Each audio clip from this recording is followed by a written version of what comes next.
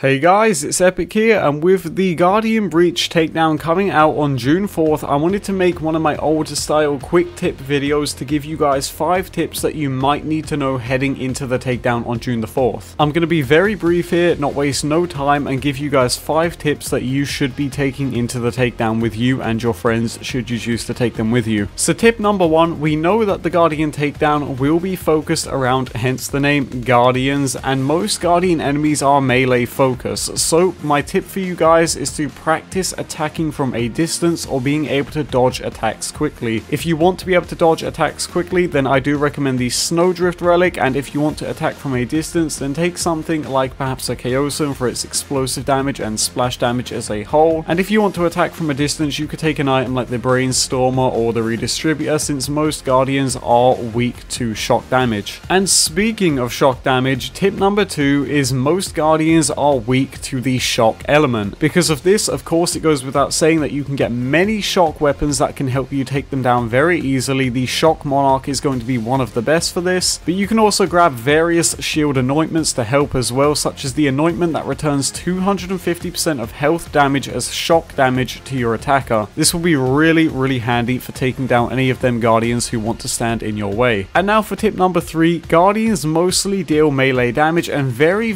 few of them will fire projectiles. I mean, there are some in the new takedown, but really not that many compared to how many you would usually expect in the Maliwan takedown. So for this reason, absorption shields such as the Transformer won't be as effective as they were in the Maliwan takedown, so instead I would say try and aim for resistant shields like the Red Suit or the Old God, just to name a few. For tip number 4, since the takedown will feature low gravity, you may find it hard to grab ammo crates as you go along. So to counteract this, you want to bring yourself a cut purse along in order to allow yourself to get you and your teammates some easy ammo drops. And since the cut purse will give you ammo for whichever type of weapon you are holding, say shotgun or SMG, this means that for melee damage you don't really want to run around with a face puncher, since it will only give ammo to your shotgun. So because of this, before the cartel event ends on June the 4th, make sure you get yourself a fish slap grenade, and what you're going to be able to do with this is hit enemies and it will count as melee damage, and it will allow you to get ammo back on any gun that you're holding. Now for tip number 5, this takedown will feature puzzle-like mechanics, so this means that if you're in co-op you will need to communicate with teammates, so be polite and work together. And if you're in solo and struggling with the puzzles, make sure to take out as many enemies in the area first so that you're able to focus more on what you're doing, and the same goes for co-op. And since this is more of a quick video, for a bonus tip here at number 6, make sure to bring along some backup gear with you. This one is very important since Gearbox is planning to be doing balancing changes when the takedown drops. This means you may log in to find that your once good piece of gear is now average, or vice versa. So do yourself a favor and bring along some gear that you can always fall back on in the event that your current gear is no longer doing a great job. But with that being said, you guys, that does it for this quick little video. Those are 5, or I guess 6 tips that you should be taking in with you on June 4th for the Guardian takedown. But again, with that being said, thank you guys for watching, thank you for your support as always. If you haven't already followed me on Twitter at EpicNNG and at Twitch EpicNNG, then you should definitely go ahead and do so. And on that note,